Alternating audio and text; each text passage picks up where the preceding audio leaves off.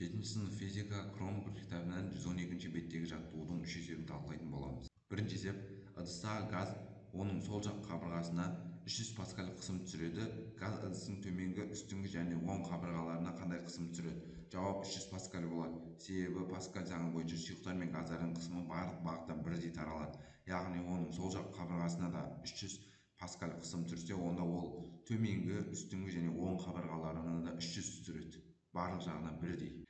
Келесі: егер мылтықпен піскен жұмыртқаны атса, онда жұмыртқада тесік пайда болады. Егер шикі жұмыртқаны атса, ол шашырап кетеді. Неліктен?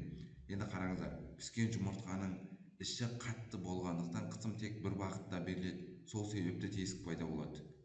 Ал енді шикі жұмыртқаның іші сұйық болғандықтан қысым барлық бағытта беріледі.